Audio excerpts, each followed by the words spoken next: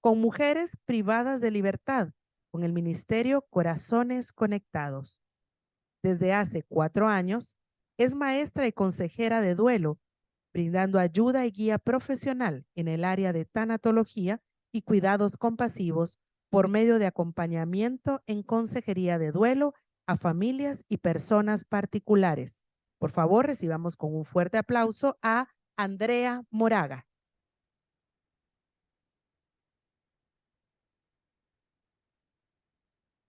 Uno, dos, probando. ¿Me escuchan? Buenos días, ¿cómo están? ¿Animados? Animadas porque la mayoría somos mujeres. Qué alegre ver también a varones acá en un tipo de congreso como este. Casi siempre la norma que somos más mujeres las que nos acercamos y casi siempre decimos porque somos más compasivas, pero en realidad no necesariamente, sino porque tal vez se nos hace un poquito más fácil acercarnos a estos temas de dolor.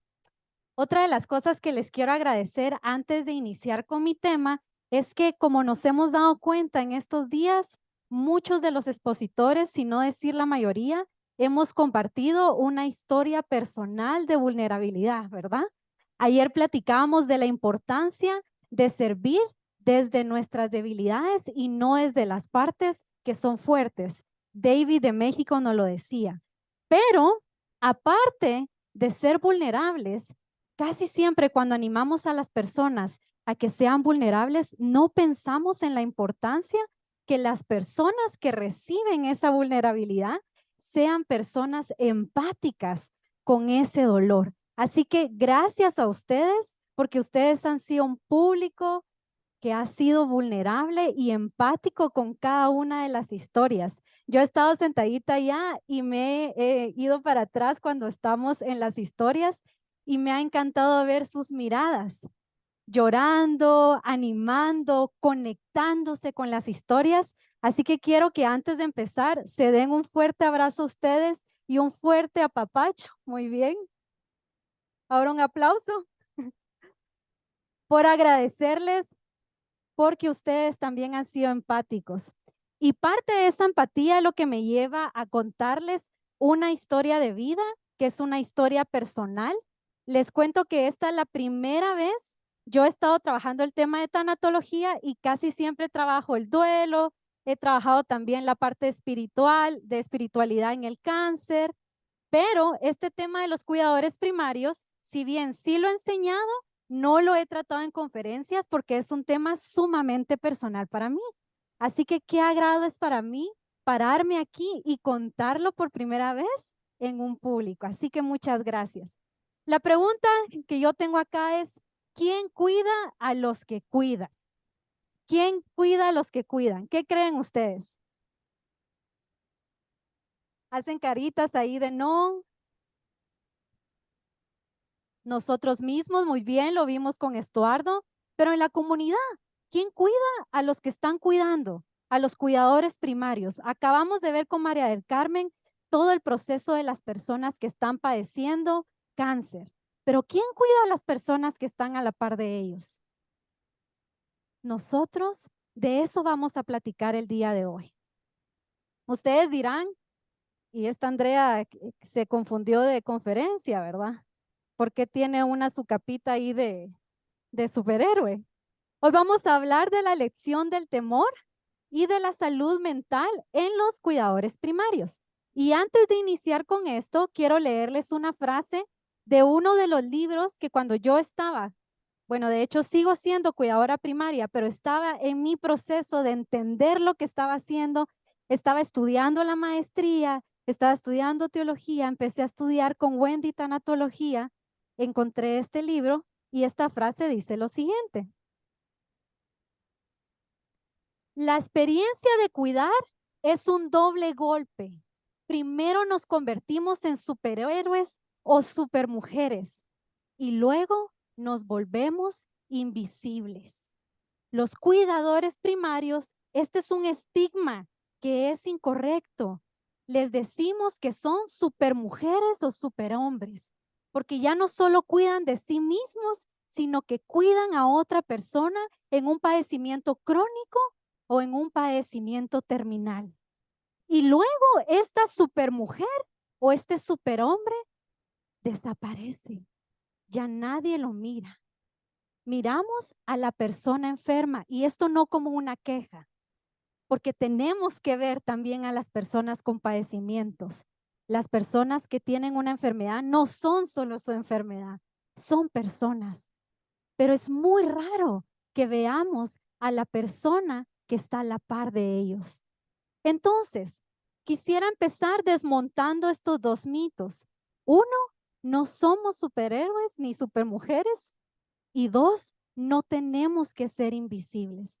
Entonces, a modo de metáfora para ustedes y para mí, me voy a quitar esta capita y la vamos a dejar ahí porque no es necesaria. Sigamos.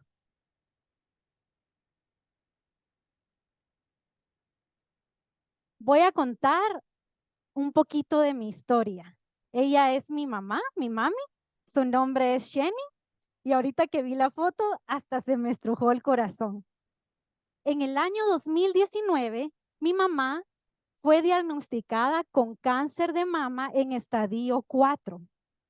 Ella fue a hacerse una mamografía normal, que por cierto, mujeres, por favor háganse sus mamografías anuales, como algo muy normal, y le dijeron, tiene cáncer. Como decía la doctora, esta palabra trae un estigma súper fuerte. Yo no estaba, ella fue junto con mi papá, y cuando regresó, creo que a los 2 días me lo contó. Yo no estaba viviendo en mi casa porque estaba viviendo cerca del seminario donde estaba estudiando por el tráfico. Nosotros somos de San Lucas, entonces me fui a vivir en la ciudad. Y cuando me lo dijo, te cae, se te desmonta la vida. ¿Qué pasa? ¿Qué es esto? ¿Por qué? ¿Para qué? ¿Qué vamos a hacer? Y yo en ese tiempo, como una mujer que se la llevaba, y les digo, me la llevaba de cuidadora y salvadora, y el famoso síndrome del Mesías, de aquellos dolientes que también somos dolientes instrumentales, de aquellos que no necesariamente somos intuitivos con nuestras emociones, sino que a veces procesamos haciendo. Para mí fue muy natural decir, me regreso. No lo pensé, me regreso. Tengo 2 hermanos.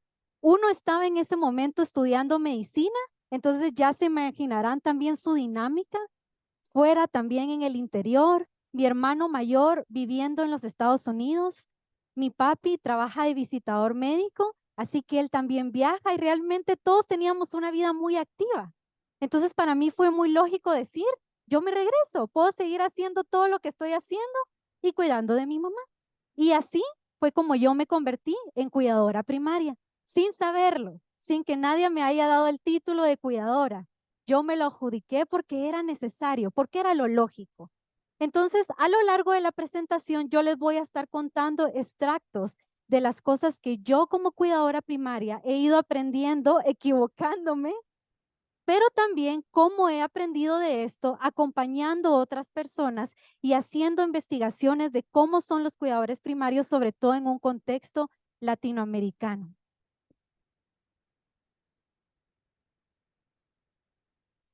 Les tengo que confesar de que esta historia estaba en la lección de temor que a mí me tocó compartir.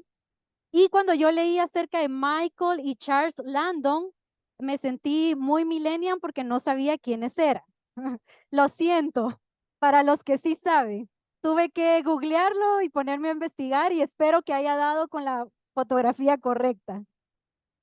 Michael, artista destacado, pero la historia aquí en el libro no es acerca de él, sino de su hijo, Charles.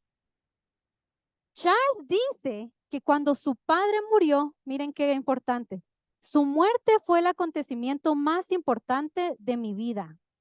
Me cambió como persona. De niño era muy introvertido, tímido e inseguro. Cuando uno crece junto a alguien tan grande, estás a su sombra. Pero un día esa sombra alguien me la arrebató. Miedo, miedo a la muerte.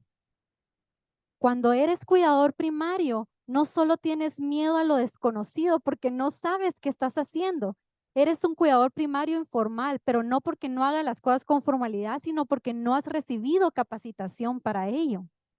Tienes miedo a la muerte de la persona que acompañas, pero no solo miedo a la muerte, sino al cómo va a morir. Tengo que reconocerles que uno de mis grandes miedos cuando hemos tenido crisis en mi casa con mi mami es que varias veces me pasó que ella perdió el conocimiento estando yo sola con ella. Y yo le decía, yo soy una mujer que habla mucho con el Señor, con Dios, y yo le decía, Señor, ¿por qué no pasó esto cuando estaba mi hermano, que es doctor? Él hubiera podido resolver esto. ¿Por qué no pasó cuando mi papá estuvo aquí? Porque él es más alto, más fuerte, él también tiene conocimientos de medicina.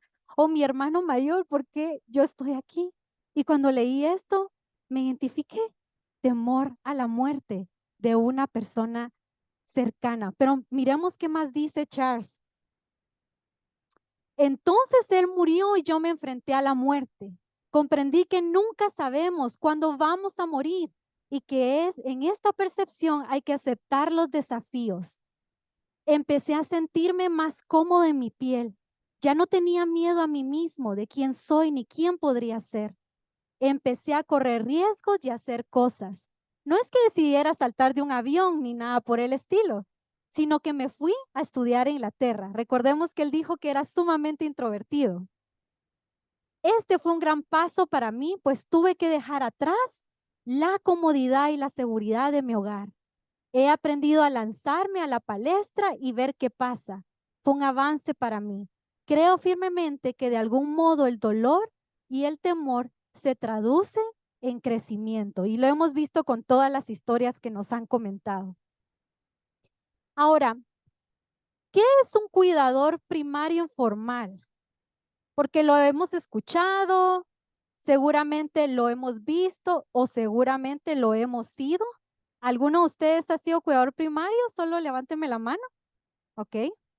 ¿Qué somos entonces?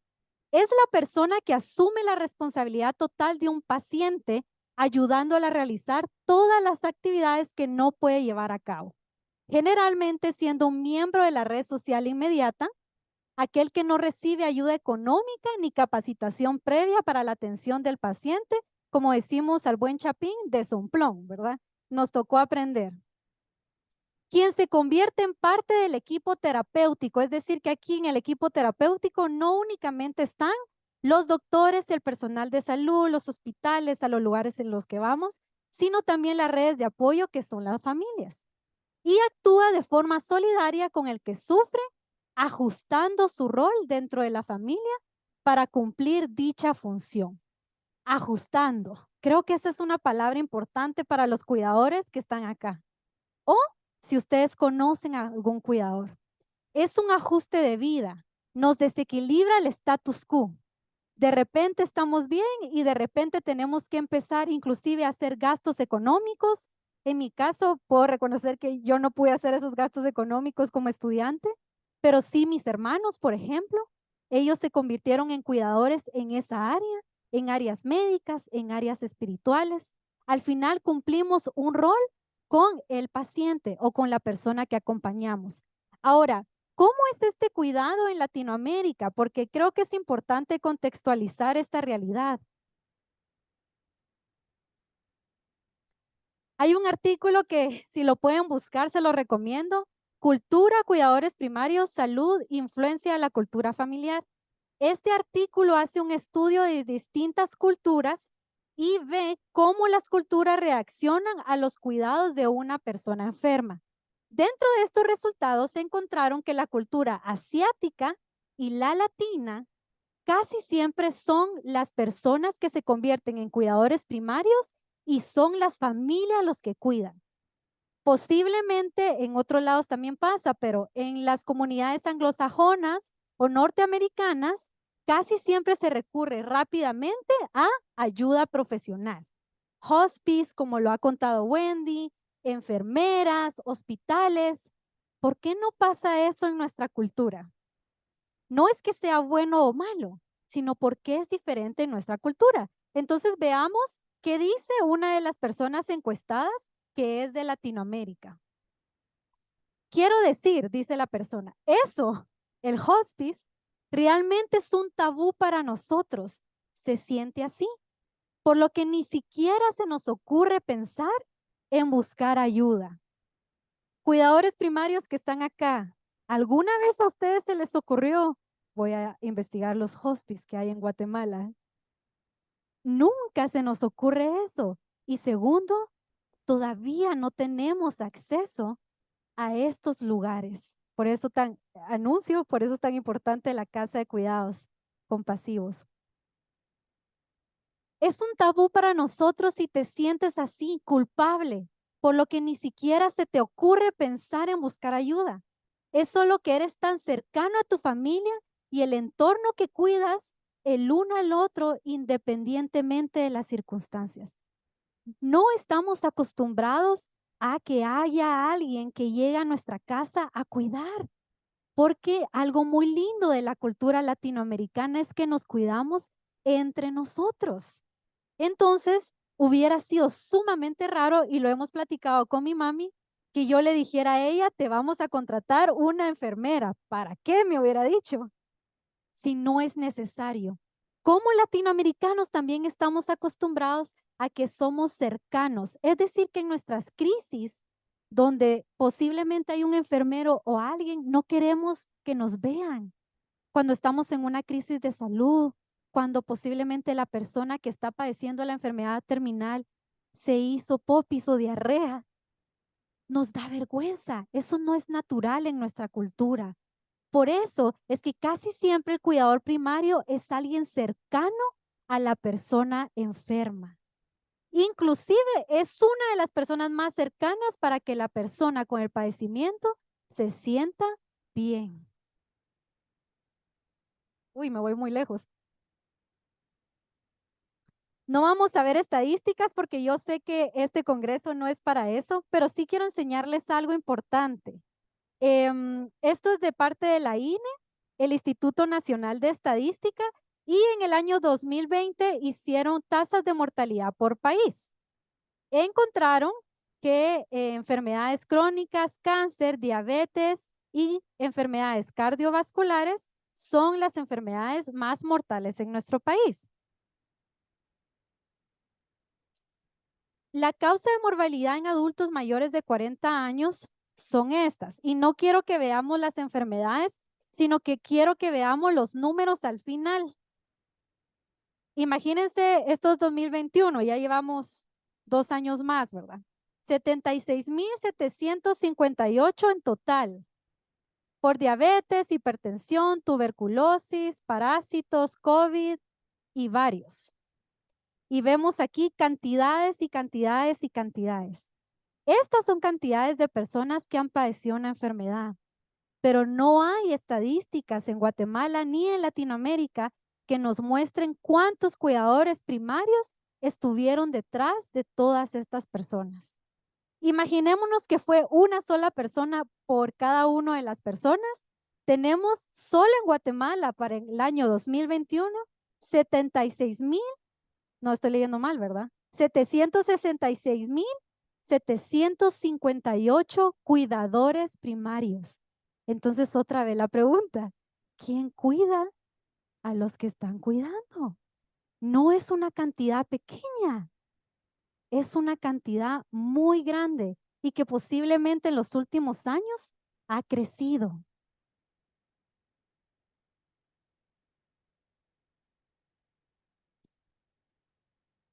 Estas fotos las bajé de internet, pero esta es una realidad que vemos. Mi mami ha sido atendida por el sistema de seguridad social para las personas que son fuera o para las que nos están viendo, el IX, el famoso IX. Para bien o para mal, dice el famoso IX. Ya no va a levantar la mano a la persona que dijo que trabajaba en el IX porque lo hemos mencionado mucho. Pero en realidad, no como crítica hacia ellos, porque imagínense la cantidad de personas. Wendy contaba ayer que ella tuvo una experiencia divina cuando entendió de las personas que se quedaban fuera de los hospitales en las noches. Yo tuve ese encuentro cuando acompaño a mi mami antes que me dejaban entrar, porque ahora después del COVID ya no dejan, solo que la persona esté muy malita. Y cuando me sentaba en el pasillo, veía esto. Yo puedo decirles que tengo mucha gratitud, que aún como cuidadora primaria, aprendiendo cosas y pasando situaciones difíciles, he sido acompañada. Pero cuando yo estaba en esas salas, pensaba, ¿quién acompaña a toda esta gente? Había gente llorando, gente ansiosa, gente resolviendo cosas en el teléfono, gente buscando ayuda económica para poder comprar las medicinas. Esa es la realidad del cuidador. No solo está cuidando, sino que está cuidando en una situación de crisis. Esto es lo que viven nuestros países latinoamericanos. Entonces, ¿cómo podemos apoyar y ayudar esta realidad? Porque no los quiero dejar tristes, solo quiero dar una dosis de realidad. ¿Qué pérdidas tiene el cuidador primario? Tiene múltiples, ¿verdad? No podemos adentrarnos realmente en un tiempo tan corto, pero estas son unas de las más importantes. La pérdida de la libertad, creo que es una de las más fuertes, nos cambia el status quo, ¿verdad? Ya nuestra vida no es nuestra vida, sino gira en torno a otra persona. Primero vemos la agenda de las citas médicas, vemos cómo está la persona en el día, porque posiblemente hay días mejores que otros, y perdemos la libertad. Pérdida emocional y social. Mira, vamos a echarnos un churrasco, salgamos, no, fíjate que no puedo, discúlpame, estoy ocupado y hasta a uno le da penita decir por qué, ¿verdad? Pérdida social, pérdida emocional porque estamos viendo que la persona está padeciendo y nos duele porque es alguien cercano, pero también nosotros estamos dolidos porque no entendemos la realidad. Pérdida financiera en muchos casos. No solo estamos trabajando ahora para nosotros, sino estamos trabajando para cubrir las necesidades de la persona. Y una de las más impresionantes es la pérdida de identidad. Ya no somos nosotros, sino somos lo que es la otra persona. Algo que me ha pasado mucho ahora en los acompañamientos que he dado para cuidadores primarios, cuando les pregunto, ¿cómo ha estado tu día? ¿Qué tal la semana? ¿Cómo has sobrellevado las situaciones? Y la persona, les prometo, que no pasa más de 1 minuto o 30 segundos que me dice el famoso bien o más o menos o cualquier otra respuesta y se pasa automáticamente a responder de la persona. Y yo le digo, me alegra que esté mejor o lamento mucho que estés en esta situación, pero ¿cómo estás tú? Otra vez, ¿verdad? Sí, fíjate que esta semana estuvo dura, pero ya estamos resolviendo las. Bueno, pero ¿cómo estás tú? Y es una pregunta que como cuidadores nos cuesta mucho responder y nos cuesta tanto que hasta nos molesta. Yo recuerdo que cuando amigas me llamaban, pero ¿cómo estás? Salgamos a tomar un café. Yo evadía por completo. Y lo que quería era contarles acerca de mi mami, que está bien, porque esa también es una manera de expresarnos, pero ¿cómo estamos nosotros? Entonces, estas son algunas de las pérdidas que sufre el cuidador primario. Hay algo que se llama el síndrome del cuidador y se refiere a aquellas personas que sufren el desgaste físico, psicológico y de salud en general en el cuidado constante y continuo del enfermo y es una sobrecarga de actividades y decisiones. Miren que aquí no dice solo un cansancio, ¿verdad? O sea, me siento cansada o cansado, me voy a dormir o me voy de vacaciones y regreso nítido, como decimos en Guatemala, excelente. No, el síndrome del cuidador que lo podemos prevenir, pero el síndrome del cuidador es un desgaste crónico por un cuidado que ha sido por mucho tiempo. Entonces, ¿qué sufre la persona? Una sobrecarga. ¿Y cuáles son las dos sobrecargas que más sufre un cuidador primario? La sobrecarga objetiva y la sobrecarga subjetiva. La objetiva se refiere a todas las cosas prácticas que hace. Citas médicas, yo molestaba en mi familia porque cuando recibió el diagnóstico mi mami, yo me convertí en experta en nutrición, ¿verdad?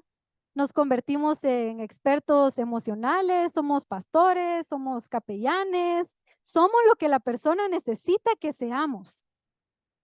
Eso es la sobrecarga objetiva, todo lo que hacemos, las citas médicas, alguien quiere venir a visitarte, no, este sí, este no, todo lo que hacemos, comprar medicinas, etcétera.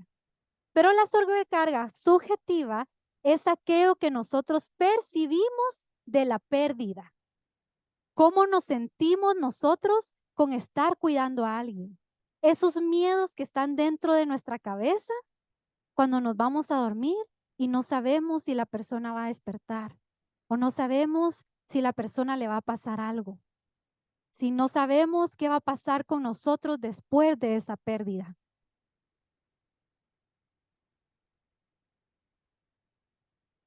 Y hay otro término que esto no solo es para cuidadores primarios, sino en general para cualquier tipo de cuidador, y aquí sí entran psicólogos, tanatólogos, todos, es la fatiga compasiva. La fatiga compasiva fue implementada por el doctor Charles Figley en 1992. Tiene 30 años porque yo nací en ese año. Charles, lo que se dio cuenta, miren qué interesante, porque él es un médico traumatólogo. Y se dio cuenta que todas las personas que cuidaban de otros, ya fueran personal sanitario, psicólogos o cuidadores primarios, empezaban a presentar síntomas de estrés postraumático. Pero él decía, no es eso. ¿Qué es entonces? Y él también como cuidador dice que en un año también empezó a sentir una sobrecarga, se empezó a sentir triste, ya no quería ir a trabajar. Y entonces él se dio cuenta que hay una carga que se llama, que esta carga es por el costo, por la atención. Eso quiere decir de que es para aquellos que somos compasivos y damos y damos y damos el costo de esa atención. Pueden sentirse quienes apoyan a otras personas durante tragedias o traumas.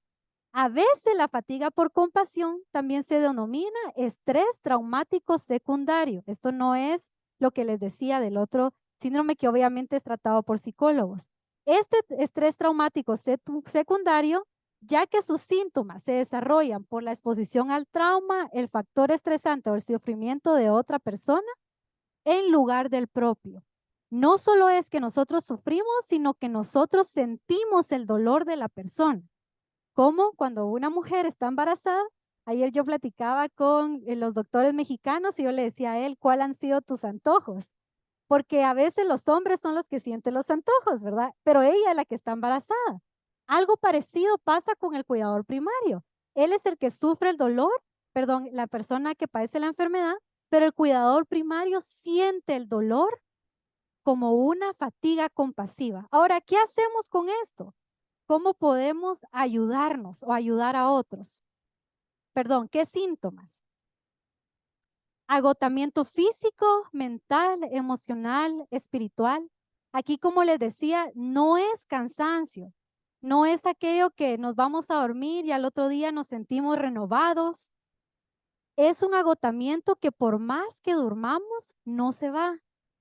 Hay trastornos de sueño, pesadillas, estamos soñando con la persona. Yo le contaba a mi mami, a mi familia, que cuando ella se me desmayó, una de las cosas más difíciles eran los días posteriores, porque yo la soñaba y lo que soñaba era su mirada y entonces no descansaba.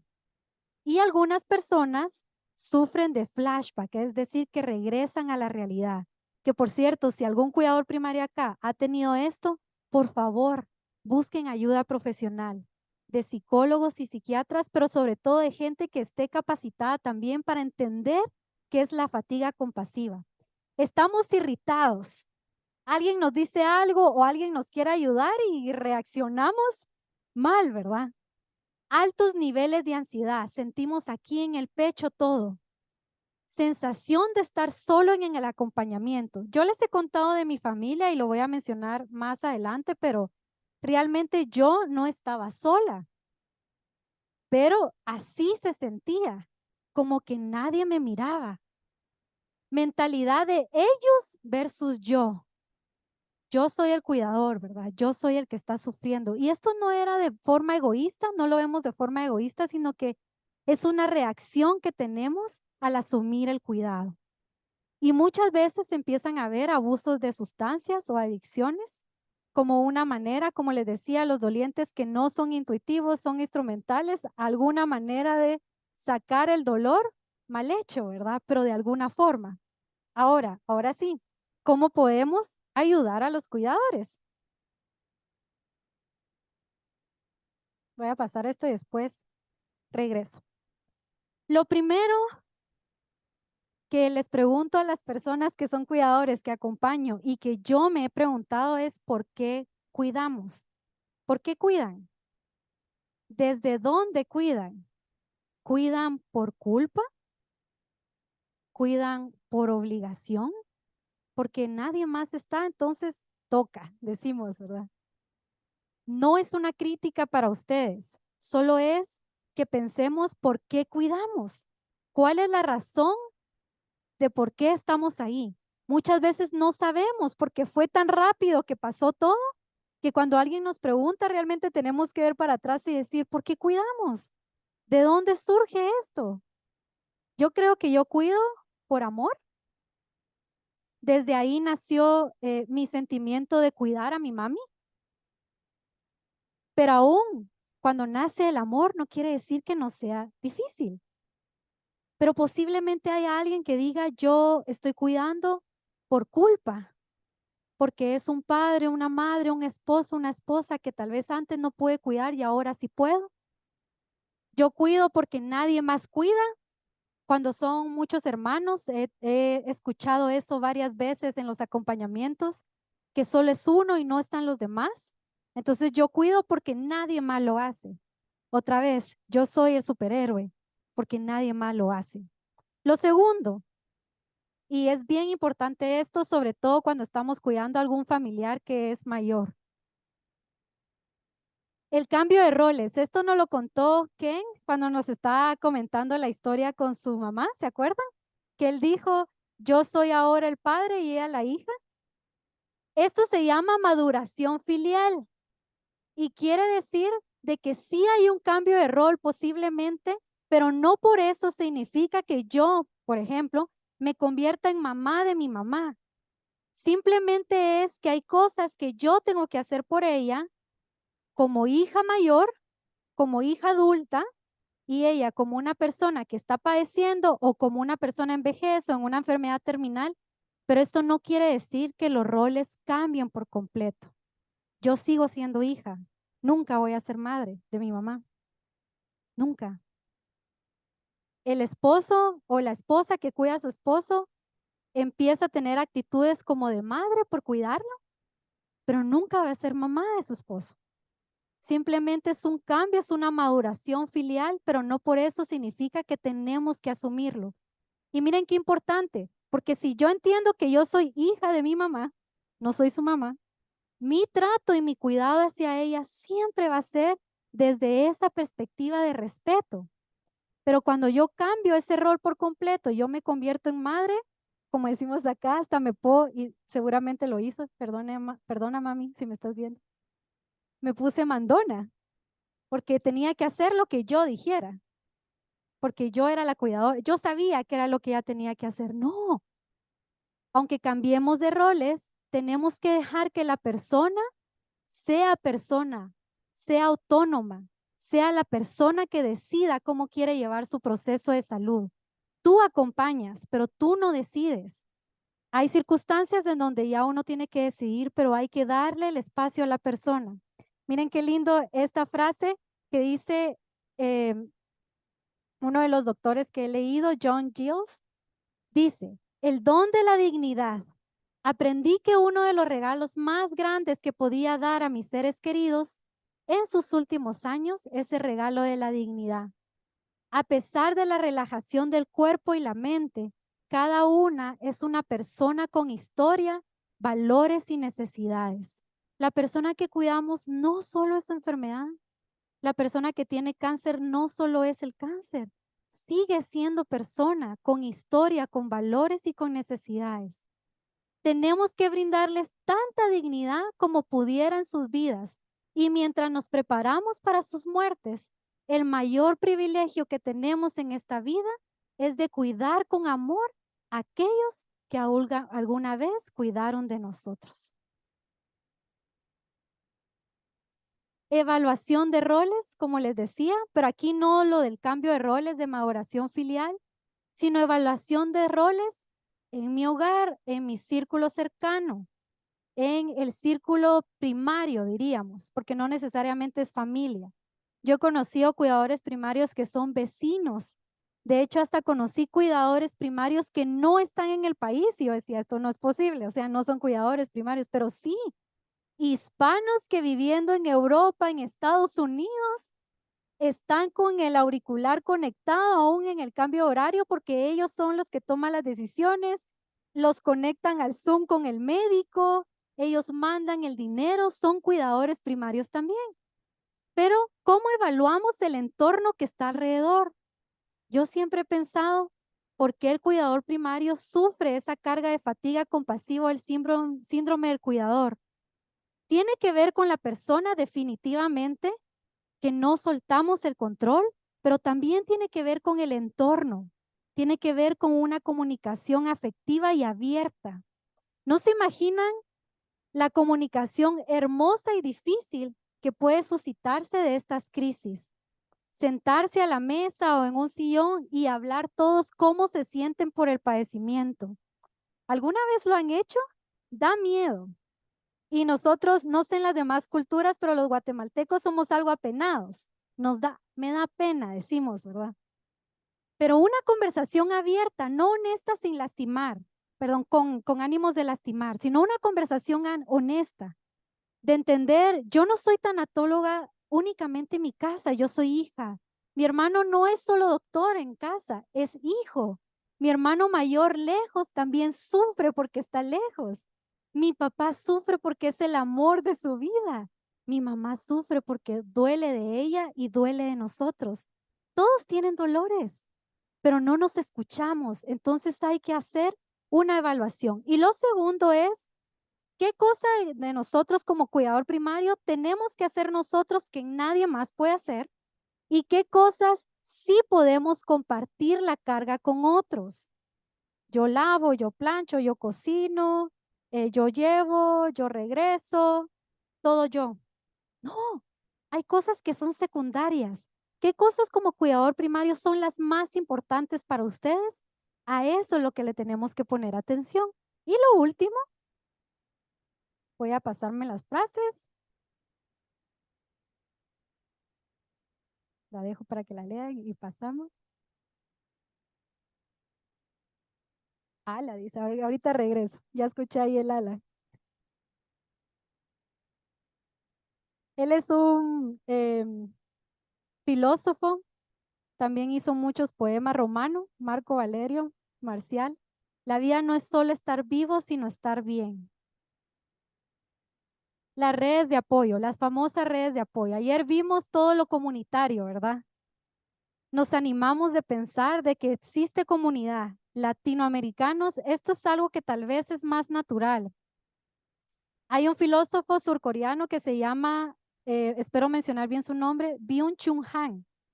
Él reside en Alemania. Es un surcoreano que ha hablado mucho acerca del síndrome del cansancio y él tiene un libro que se llama La Sociedad del Cansancio, por si quieren buscarlo. Y él dice que tenemos que recuperar la comunidad, tenemos que recuperar a las personas alrededor. Vivimos ahora en un mundo muy aislado, individualista, pero si tenemos redes de apoyo, no solo para la persona que padece la enfermedad, sino redes de apoyo únicamente para el cuidador. Personas que se encargan solo de cuidar al cuidador. Amigos, familia, vecinos que están pendientes de ver a la persona que nadie ve.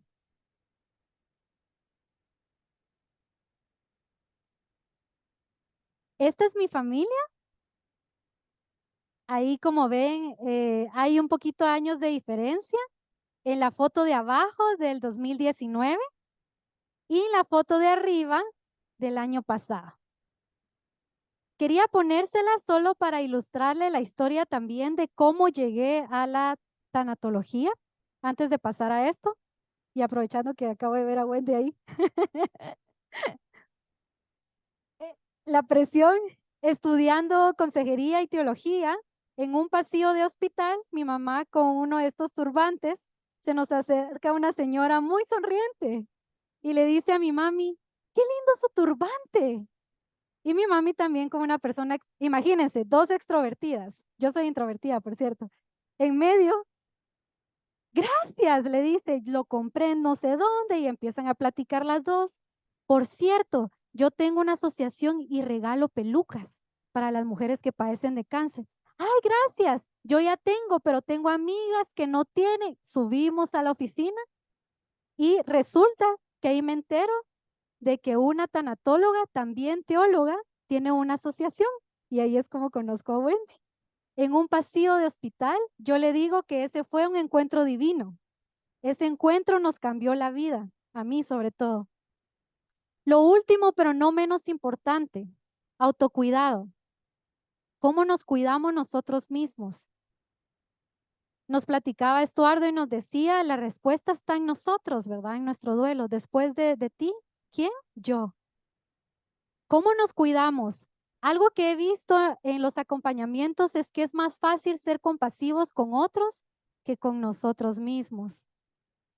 No sabemos cómo cuidarnos. Cuando les pregunto a las personas, ¿qué haces para sentirte mejor, recargado? No saben. ¿Cómo nos cuidamos? ¿Qué actividades hacemos que nos llenan, nos recargan? No es que quiera hacerla aquí de modelo porque nada que ver, ¿oyeron? ¿Por qué no? El año pasado empecé a hacer senderismo y el senderismo lo empecé a hacer como una respuesta de autocuidado. Los sábados son para mí. Eso lo platico con mi familia. Y me molestan porque a mí me cuesta levantarme temprano. Soy de los búhos que les encanta la noche, pero los sábados a las 5 de la mañana yo ya estoy despierta, lista.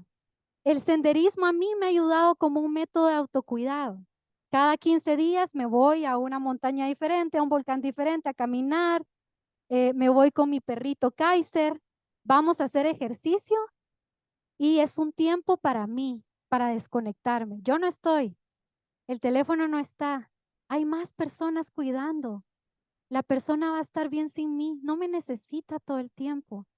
Si yo estoy mejor, cuidada, voy a cuidar mejor. El principio básico del cuidador. Si yo me cuido, cuido mejor. Casi siempre nos dejamos para el final. Pónganse primero, porque poniéndose primero van a servir mejor a los demás. Ahora solo quiero que, em, bueno, como la lección era de amor, de temor, perdón, cuando leía el capítulo me recordé de este pasaje. El amor, en el amor no hay temor, sino que el perfecto amor echa fuera el temor. Y antes de terminar, quisiera leer este poema de una de mis poetisas favoritas, Gabriela Mistral, El placer de servir. Pero quisiera que cada uno de ustedes cierre sus ojos. Yo voy a intentar leerlo bien para que ustedes puedan disfrutarlo, pero quiero que puedan disfrutar la esencia de lo que ella está diciendo.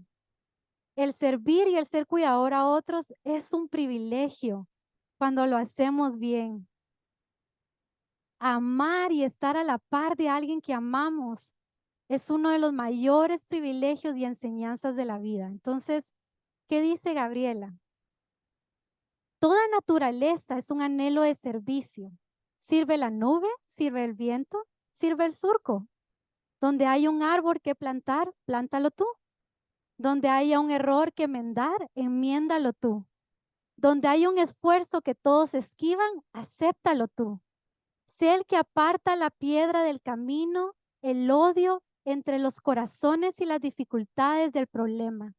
Hay una alegría del ser sano y la de ser justo, pero hay sobre todo la hermosa, la inmensa alegría de servir. Qué triste sería el mundo si todo estuviera hecho, si no hubiera un rosal que plantar, una empresa que emprender. Que no te llamen solamente los trabajos fáciles. Es tan bello hacer lo que los otros esquivan, pero no caigas en el error de que solo se hace el mérito. Con grandes trabajos hay pequeños servicios que son buenos servicios. Ordenar una mesa, ordenar un libro, peinar una niña. Yo añadiría cuidar a alguien. Aquel que critica, este es el que destruye. Tú sé el que sirve. El servir no es una faena de seres inferiores. Dios que da el fruto y la luz sirve. Pudiera llamarse así el que sirve. Tiene sus ojos fijos en nuestras manos y nos pregunta cada día, ¿serviste hoy? ¿A quién? ¿Al árbol? ¿A tu amiga? ¿A tu madre? Y yo añadiría una, ¿te cuidaste hoy? Abran sus ojos. Quiero pedirles, por favor, a los que han sido cuidadores primarios que se pongan de pie. Y quiero decirles dos cosas. Una, no son invisibles, los vemos y les agradecemos. Les agradecemos porque tal vez a veces no se los decimos, pero no son invisibles. Y dos, no somos superhéroes. Somos seres humanos que podemos cuidar desde el amor. Quiero que el resto de ustedes les aplaudan, por favor. Gracias.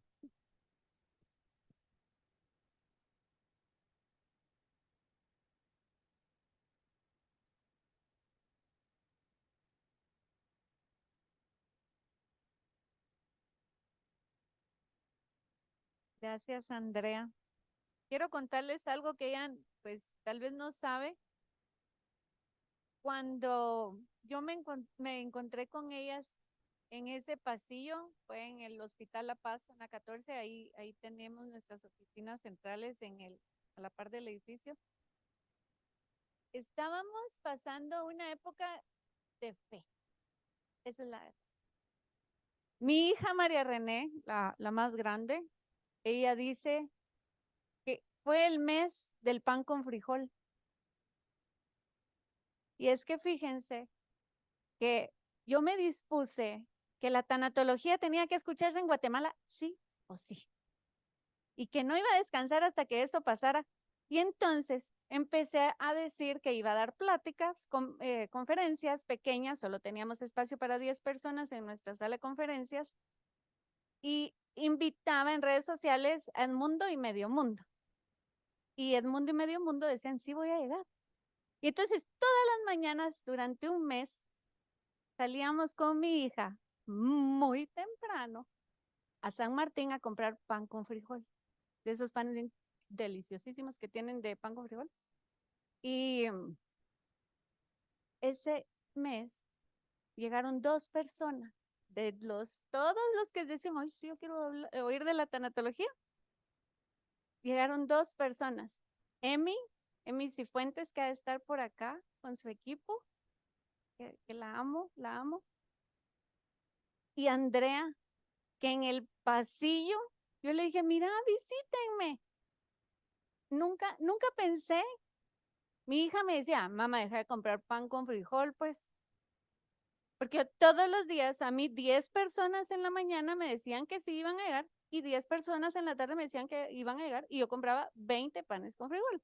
Y todos los días en la tarde yo regalaba 20 panes con frijol y mi familia comía pan con frijol.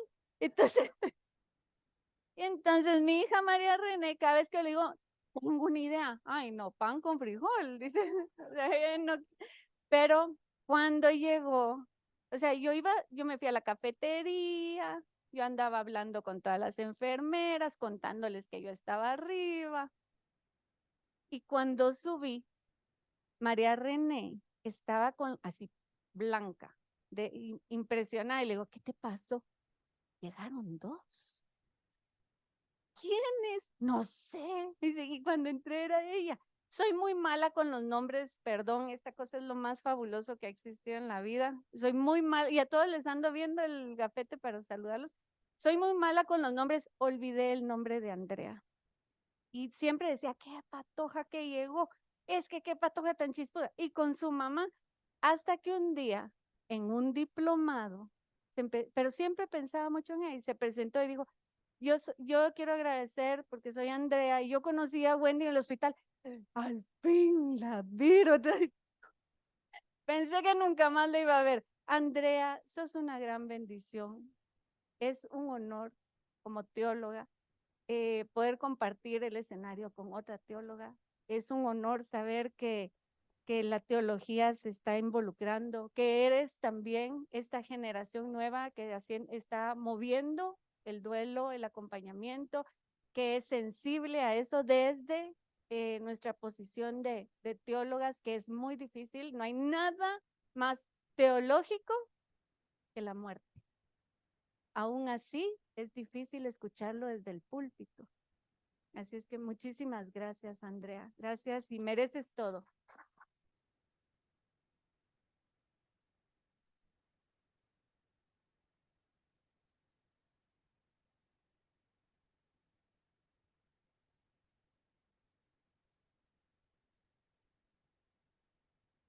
Excelente ponencia, Andrea.